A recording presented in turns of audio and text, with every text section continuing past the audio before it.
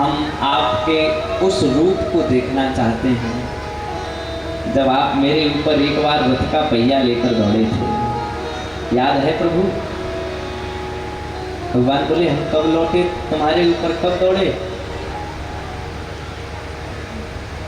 भीष्म पितामह ने कहा हमें याद है, जब महाभारत का युद्ध चल रहा था, आप पांडवों के पक्ष में थे, हम कौरवों के पक्ष में थे, और जब दोनों पक्षों में हार हमारे पक्ष की हो रही थी तो मुझे दुर्योधन ने भड़काया कि कम से कम एक पांडव तो मरवा दो। तो मैंने उस समय संकल्प किया था कि 5 पांडवों में एक पांडव मारा जाएगा। अब पता है तब तुमने क्या किया था? तब तुमने द्रौपदी को हमारे सामने खड़ा कर दिया, धोखे से आशीर्वाद दिलवा दिया था, याद करो।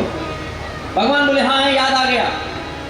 पितामह बोले अरे छलिया तुम्हें सब याद है, पर तुम हमारे मुख से सुनना चाहते हो। हैं हम ये नहीं जानते हैं कि आप बाहर से ही काले हो, आज पता लगा भीतर से भी काले हो। भगवान को लोग खूब बुरा भला भी कहते हैं, जो प्रेम करते हैं उनसे बस वही कह पाते। आप द्रौपदी को ले आए थे? बोले हाँ लाए थे। और जब द्रौपदी आई थी तो हमने आशीर्वाद दिया था, बिल्कुल दिया था। और आशीर्वाद द्रौपदी को दिया कि सौभाग्यवती हो जाओ, वो तो सौभाग्यवती हो गई, लेकिन इधर मेरा संकल्प था एक मारा जाएगा। अगर 5 में से एक भी मारा गया तो सौभाग्यवती रहेगी नहीं। मेरे सामने धर्म संकट था कि मैं सौभाग्यवती होने का वचन निभाऊं या फिर मैं 5 में से एक मारने का वचन निभाऊं। प्रभु याद करो, फिर मैंने आपसे भी संकल्प दिलाया था प्रभु मैं 5 में से एक जरूर मारूंगा, और एक वो तो मारूंगा, साथ ही साथ आपने जो संकल्प लिया है महाभारत के युद्ध में कि मैं शस्त्र धारण नहीं करूंगा, तो मैंने आपको शस्त्र धारण कराने का संकल्प कराया। और याद करो प्रभु, जब मैंने धनुष बाण उठाया, अर्जुन के कंधे पर बाण लगा, आपने रथ की बागडोर छोड़ दी थी। याद करो प्रभु, जब मैंने धनुष बाण उठाया, रथ में बैठे अर्जुन के मुकुट में बाण लगा था, आपने अपनी मुट्ठी बंद कर ली थी। याद करो प्रभु, जब मैंने धनुष बाण उठा करके एक बाण ऐसा मारा जो तुम्हारे रथ का पहिया टूटा था। याद करो प्रभु, रथ के पहिए के टूटते ही आप और अर्जुन नीचे गिरे थे।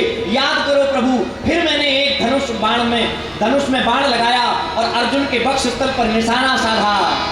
याद है? भगवान बोले क्या? बोले याद करो, वही टूटा हुआ रथ का पहिया लेकर के आप मेरे पीछे दौड़े थे और उस रथ के पहिए को आपने सुदर्शन चक्र बनाकर मुझे मारने का प्रयत्न किया था। और प्रभु जब आप रथ का पहिया लेकर दौड़े तो मुझे समझ में आ गया, प्रबल प्रेम के पाले पड़कर प्रभु को नियम बदलते देखा, अपना मान टले टल जाए, भक्त का मान न टलते देखा। कौन होगा तुम्हारे जैसा दयालु? ऐसा कहते कहते भीष्म पितामह की आंख में आंसू आ गए। ऐसो को उदार जगमाही, बिन सेवा जो द्रव्य दीन पे, राम सरिस को उठाए। आपने मेरा संकल्प पूरा किया प्रभु, मैं मरने जा रहा हूं, प्राण तो जाएंगे ही, पर मेरे प्राणनाथ के चरणों में मिल जाएंगे, इससे अधिक और कोई कामना नहीं।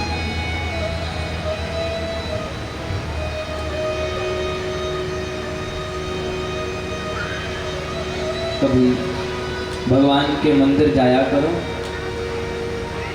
उनके सामने बैठकर बस एक बात कहा करो, प्रभु जन्म तो जैसा जिस कुल में होना था वो हो ही गया। गरीब घर में जन्म मिला या अमीर घर में जन्म मिला, हो गया। और अभी प्रार्थना है प्रभु, जन्म हो गया सो हो गया, पर मरण अब तुम्हारे चरणों में हो, उसके अलावा कुछ नहीं चाहते हैं। बोलो राधे राधे।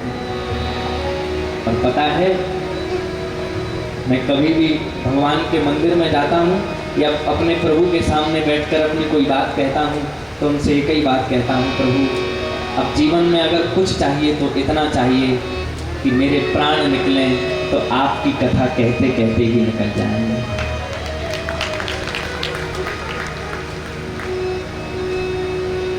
आपका नाम लेते लेते जीवन तो बीत ही जाएगा, पर आपका नाम ये वाणी ले पाए और आपके नाम लेते लेते शरीर छोड़ दे, उससे सुंदर जीवन और क्या होगा।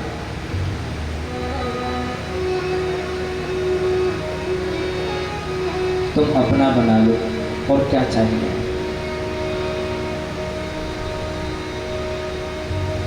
सच कहता हूं, आप सबके भाव से जब जुड़ता हूं तो कभी कभी और कोई साधन नहीं है हमारे पास। सच कहते हैं ना, मैं बहुत बड़ा साधक हूं और ना होना चाहता हूं, बस जैसा अच्छा, बस एक यही साधन है, आप साधन हैं।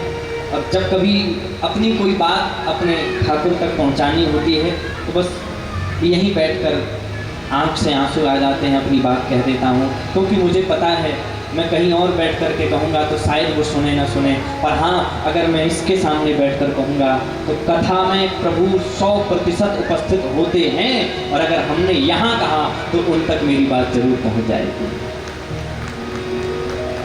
और तुम नहीं सुनोगे तो कौन सुनेगा?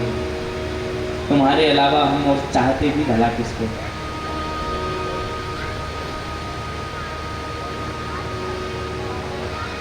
भीष्म पितामह बोले प्रभु बस ये दर्शन दे दो, तो मरते समय भी तुम हमारा वह भयंकर रूप देखोगे?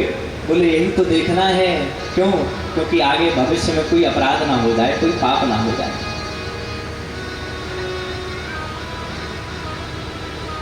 भगवान ने वही रूप अंतिम दिखाया, और जैसे ही अंतिम रूप दिखा, भीष्म पितामह को इच्छा मृत्यु का वरदान मिला था। बस अपने प्रभु के आगे हाथ जोड़ करके चरणों में गिर पड़े। प्रभु अब मैं भले ही इन बाणों की सैया पर लेटा लेटा 6 महीने बिताकर जा रहा हूँ, पर प्रभु मुझे भरोसा है, मुझे ऐसा विश्वास है कि अगर अंतिम समय मैंने आपका दर्शन किया है तो मुझे स्वर्ग जाने से कोई नहीं रोक सकता है। बोलो राधे राधे। हाथ जोड़कर भीष्म पितामह के प्राण चले गए, और बस